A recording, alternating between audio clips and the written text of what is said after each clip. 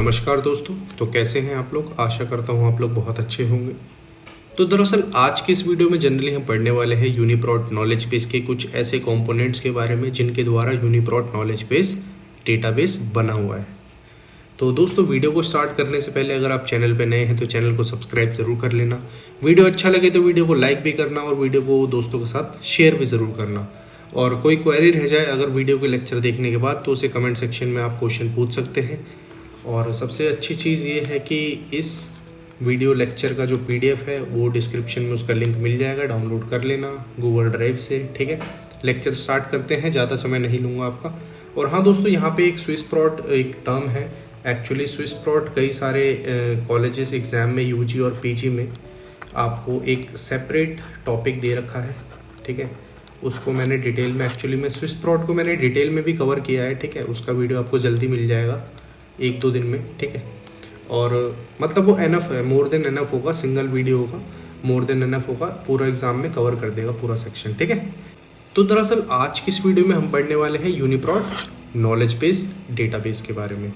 दरअसल UniProt knowledge base database के 2 component हैं। मतलब यूनिप्रॉट नॉलेज बेस जो डेटाबेस है ये 2 कंपोनेंट के द्वारा बना है। टोटल इसमें क्या है? 2 कंपोनेंट है। 2 कंपोनेंट कौन कौन से हैं? सबसे पहला है यूनिप्रॉट नॉलेज बेस स्विसप्रॉट। ठीक है, दूसरा कौन सा है? UniProt knowledge base slash tremble.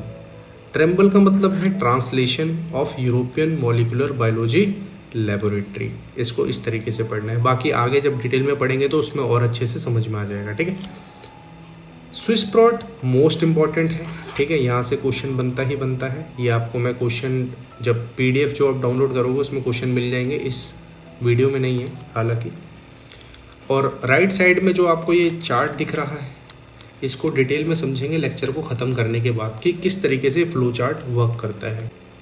दरअसल यूनिप्रॉट नॉलेज बेस स्विसप्रॉट का जो सेक्शन है एक्चुअली में यहाँ पे 2 नाम को देखो, यूनिप्रॉट नॉलेज बेस एक अलग चीज़ है, स्विसप्रॉट एक अलग चीज़ है।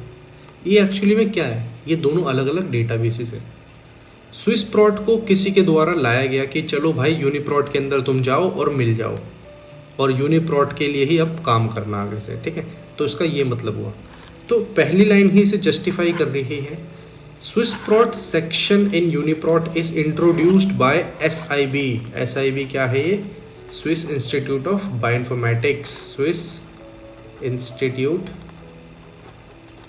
Of Bioinformatics. ठीक है, तो स्विसप्रॉट का सेक्शन यूनिप्रॉट के अंदर किसने इंट्रोड्यूस करवाया था? SIB के द्वारा इंट्रोड्यूस करवाया गया था। ठीक है, नेक्स्ट पॉइंट पे चलते हैं। स्विसप्रॉट सेक्शन है जो यूनिप्रॉट का, इसके अंदर क्या है भाई? हाई क्वालिटी डेटा है। कहने का मतलब ये है कि डेटा के अंदर ना के बराबर एरर है। ठीक है, नेग्लिजिबल एरर है। थर्ड पॉइंट पे चलते हैं। Data in this database has 99% accuracy, या इससे भी ज़्यादा एक्यूरेसी होगी, 99.9% एक्यूरेसी। ठीक है, and hence it is considered as gold standard. किसी भी चीज़ को गोल्ड स्टैंडर्ड का दर्जा जब ही दिया जाता है जब वो 100% या 99% प्योर हो। ठीक है, तो डेटा जो है यूनिप्रॉट स्विसप्रॉट के अंदर, यूनिप्रॉट नॉलेज बेस स्विसप्रॉट के अंदर जो भी डेटा है उसकी एक्यूरेसी कितनी है? 99% या इससे भी ज़्यादा।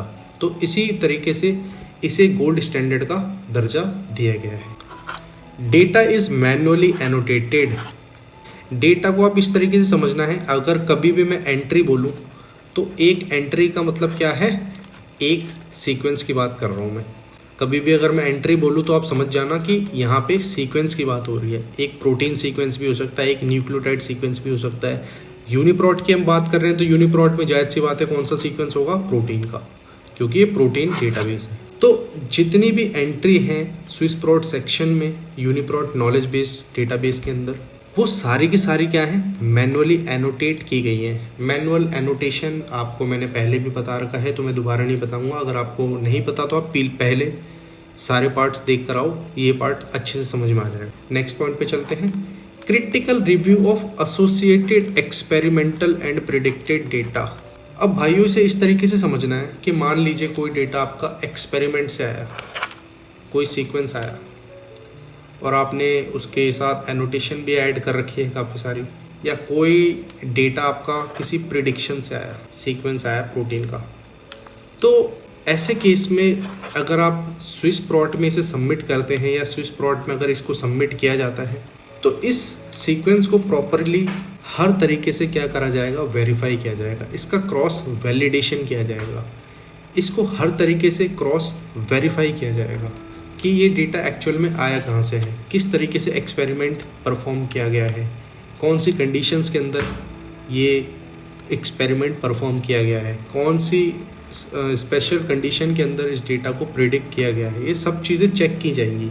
हर एक चीज़ जो आपने मेथड लिखे हैं, हर एक चीज़ फार्मूलेज जो लिखे हैं उस डेटा को प्रिडिक्ट करने के लिए, वो हर एक चीज़ मैनुअली वेरीफाई की जाएगी उस सब्जेक्ट के या उस डोमेन के एक्सपर्ट्स के द्वारा।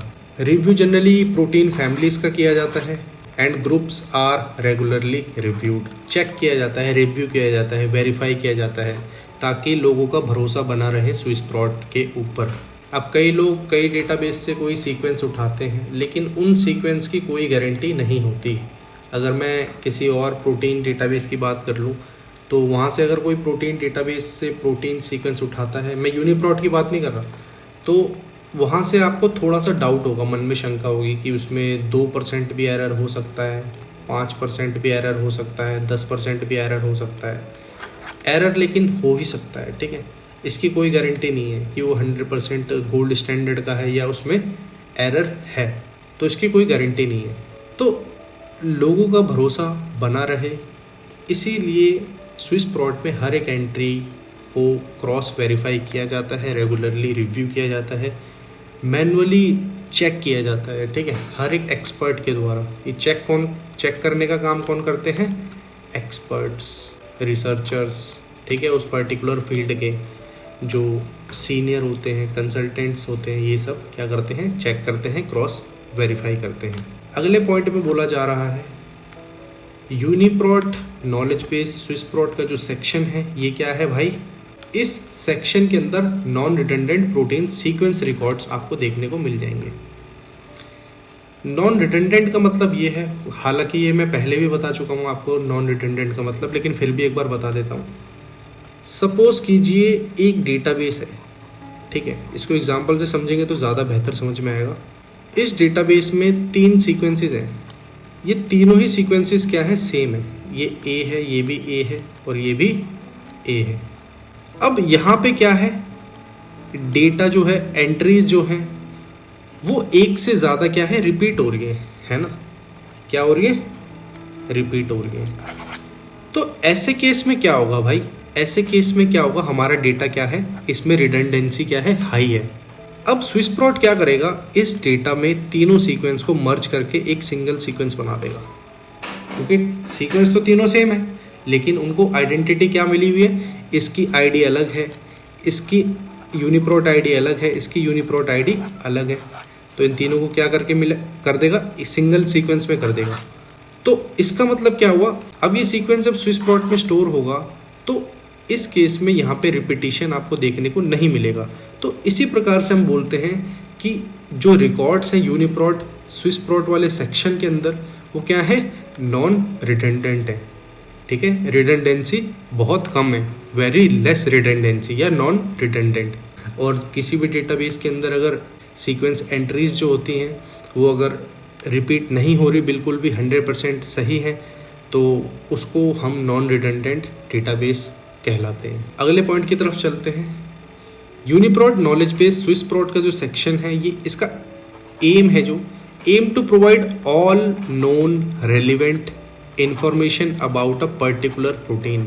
किसी भी प्रोटीन की मैक्सिमम से मैक्सिमम इंफॉर्मेशन आपको स्विस प्रोट डेटाबेस के अंदर मिल जाएगी, आपको कहीं और भागने की ज़रूरत नहीं पड़ेगी।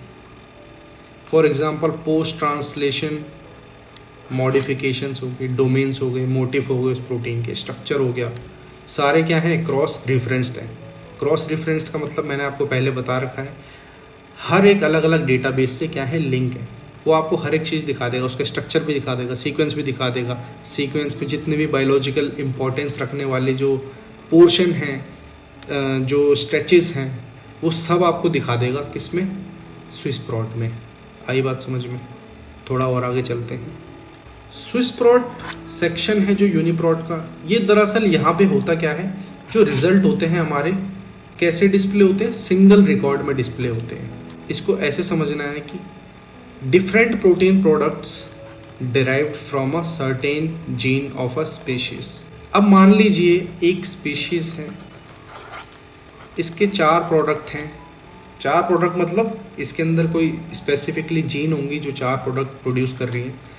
तो ऐसा है, ये मैंने डायग्राम बना दिया। अब इस स्पीशीज को स्पेसिफिकली सिंगल रिकॉर्ड में आपको क्या कर दिया जाएगा? सिंगल रिकॉर्ड में आपको रिप्रेजेंट कर दिया जाएगा कि इस पे अगर आप क्लिक करते हैं तो आपके पास ये चारों सीक्वेंस की एंट्रीज दिख जाएंगी।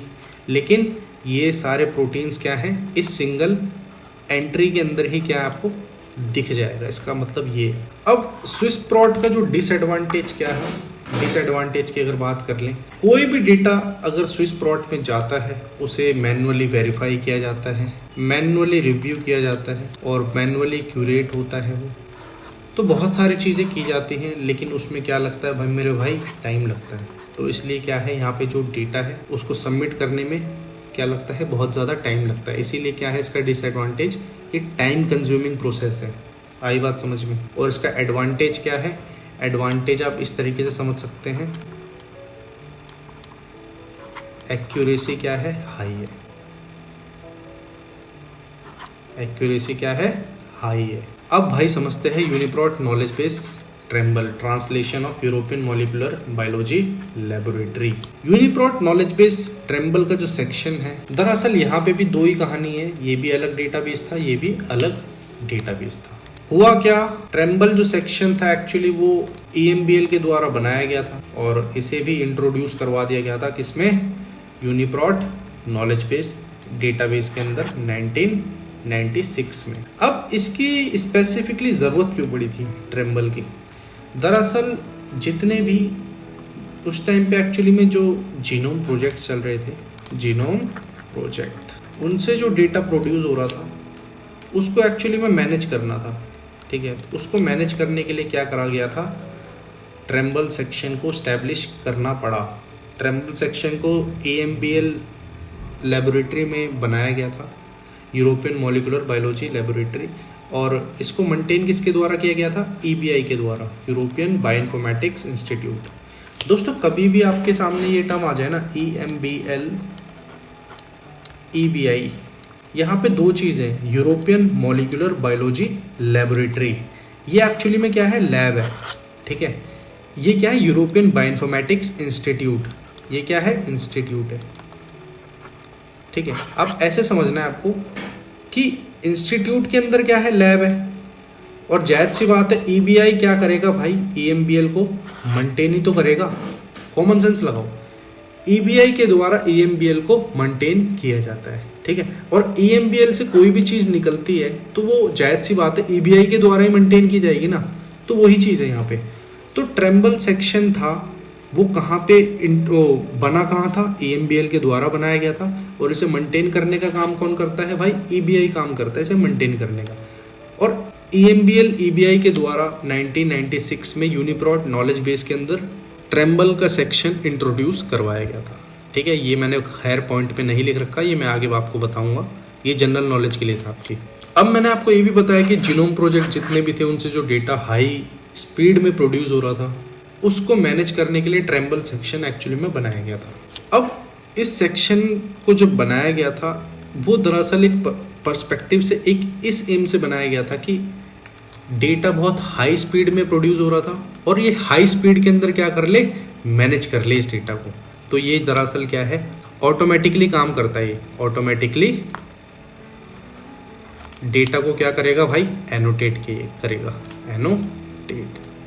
तो ट्रेम्बल सेक्शन क्या करेगा, डेटा को ऑटोमेटिकली एनोटेट करेगा अपने आप। ठीक है, यहाँ पे कोई बंदा, कोई भी इंसान क्या करेगा, चेक नहीं करेगा किसी भी तरीके से, किसी को वेरीफाई नहीं करेगा। ये सारा काम किसके थ्रू होगा? कंप्यूटेशनल टूल्स के थ्रू, ऐसे समझना है आपको। अब इसके बारे में थोड़ा ज्ञान ले लेते हैं। Contains high quality computationally analysed records. जैसे मैंने आपको बताया यहाँ पे क्या है, कंप्यूटेशनल टूल्स का इस्तेमाल हो रहा है, तो यहाँ पे सारा जो डेटा है वो कौन सा होगा? कंप्यूटेशनली एनालाइज्ड रिकॉर्ड्स होंगे।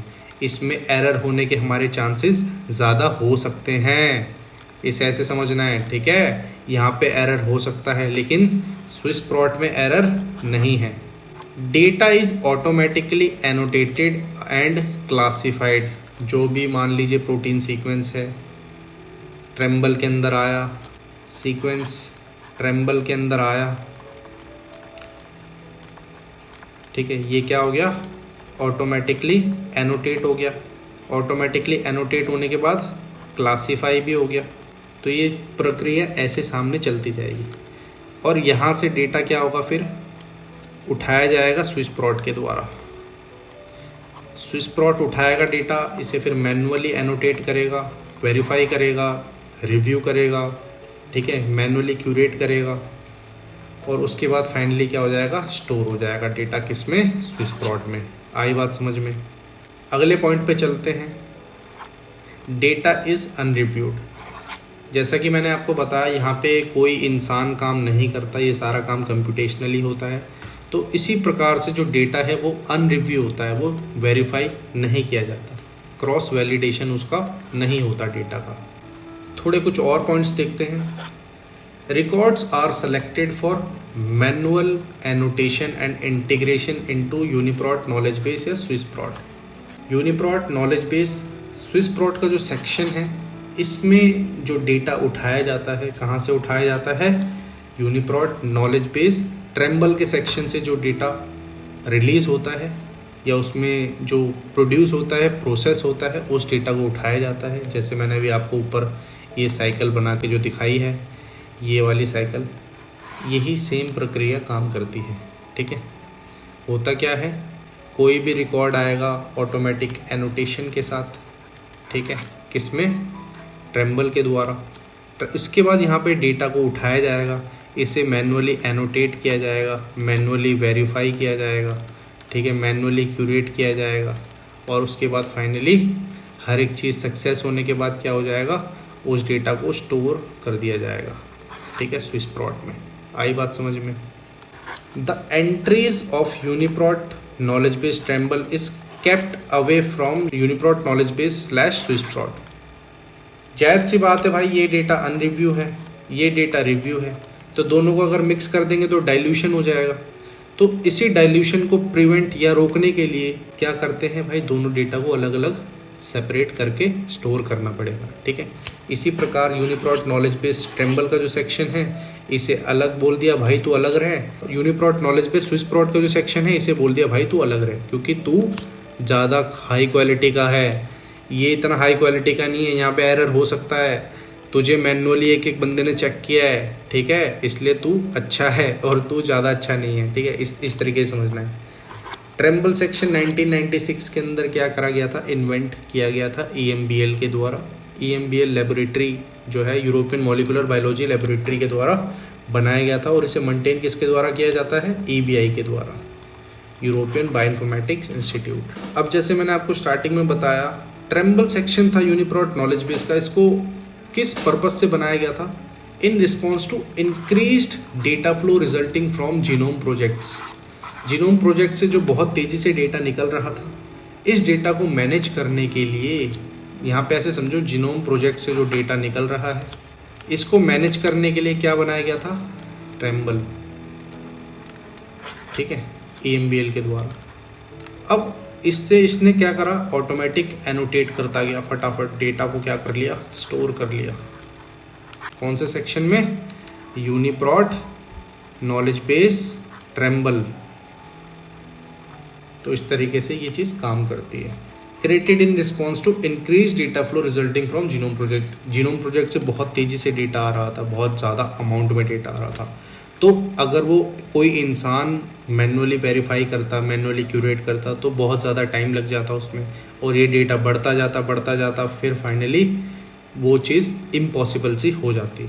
लेकिन यहाँ पे हमने कंप्यूटेशनल टूल्स लगाए, ऑटोमेटिक एनोटेट किया, ऑटोमेटिक एनालाइज किया उन डेटा को प्रॉपर वे में, ऑटोमेटिक कंपेयर किया, फिर फाइनली स्टोर कर दिया किसमें, ट्रेम्बल सेक्शन में यूनिप्रॉट नॉलेज बेस के। ठीक है, इसका एडवांटेज क्या है? Automatic processing of data enables the entry to be made available more quickly. अब मुझे आप एक बात बताओ, आपको कोई भी चीज़, मान लो ये डेटाबेस है, यहाँ पे आप सीक्वेंस एनालिसिस कर रहे हो, 2 अननोन प्रोटीन की कर रहे हो सीक्वेंस एनालिसिस, या सीक्वेंस कंपैरिजन ही कर रहे हो दोनों के बीच में। तो अगर कोई बंदा अगर करके आपको ये कंपैरिजन दे तो उसमें आपको 10 घंटे लग जाएंगे, है कि नहीं? 2 घंटे लग जाएंगे, 4 घंटे लग जाएंगे। लेकिन सेम चीज़ अगर किसी ऑटोमेटिक या कंप्यूटेशनल टूल के द्वारा की जा रही है तो वो चीज़ क्या हो जाएगी? विदिन सेकेंड्स आपको मिल जाएगी, सेकेंडों में वो चीज़ मिल जाएगी। तो ट्रेम्बल सेक्शन का जो एडवांटेज है वो डेटा फटाफट क्विकली आपको प्रोवाइड कर देगा। डिसएडवांटेज क्या है भाई? डेटा की या एंट्री की कोई जिम्मेदारी नहीं है कि वो एक्यूरेट हो भी सकता है, नहीं भी हो सकता, उसमें कितना ज़्यादा % एरर हो सकता है, कम भी हो सकता है। ठीक है, हो सकता है वो 100% ही ठीक हो, लेकिन हो सकता है मे बी, लेकिन वेरीफाई नहीं है, मैनुअली एनोटेट नहीं है, मैनुअली क्रॉस वेरीफाइड नहीं है, ठीक है, चेक नहीं किया गया, तो उस डेटा की कोई गारंटी नहीं है। लेकिन आपको तुरंत अगर कोई एक्शन परफॉर्म करना है, एक्सपेरिमेंट परफॉर्म करना है, कंप्यूटेशन परफॉर्म करना है, तो उसके लिए वो बेहतर है। ठीक है, आप यूज़ कर सकते हो। अब दोस्तों इस डायग्राम पे आ जाओ 1 मिनट के लिए। मैंने बोला था ना आपको, ये डायग्राम में आपको, ये फ्लो चार्ट आपको मैं आखिरी में बताऊंगा। अब यहाँ पे ध्यान से देखो, एक तरीके से मान लो यहाँ पे क्या है, जीनोम प्रोजेक्ट चल रहा है। इमेजिन कर लो थोड़ी देर के लिए, यहाँ से डेटा कहाँ जा रहा है? ट्रेम्बल सेक्शन में। ठीक है, ट्रेम्बल सेक्शन में जा रहा है डेटा। यहाँ पे क्या करा जा रहा है? उसे ऑटोमेटिकली एनोटेट किया जा रहा है, और ये रिव्यू बिल्कुल भी नहीं है, ये बात मैंने अभी आपको बताई है नीचे। यहाँ पे डेटा इससे उठाया जा रहा है, कहाँ पे जा रहा है? ये एक्सपर्ट के द्वारा डेटा उठाया जा रहा है, मैनुअली एनोटेट किया जा रहा है, वेरीफाई किया जा रहा है, क्रॉस चेक हो रहा है डेटा,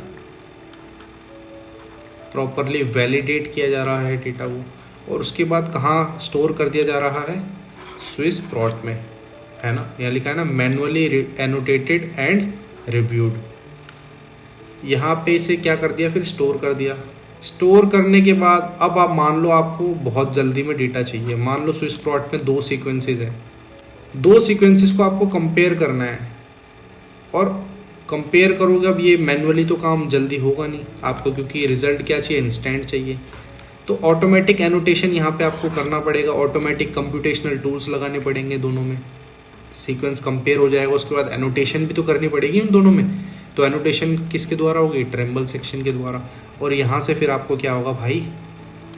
क्विक रिजल्ट मिल जाएगा। आया समझ में ये फ्लो चार्ट? तो आया तो चैनल को सब्सक्राइब ज़रूर कर लेना अगर समझ में आ गया हो तो, ठीक है। और दोस्तों के साथ शेयर भी ज़रूर कर देना, और डिस्क्रिप्शन में लिंक मिल जाएगा, इसका PDF डाउनलोड कर लेना, ठीक है। थैंक्स फॉर वॉचिंग, मिलते हैं अगली वीडियो में।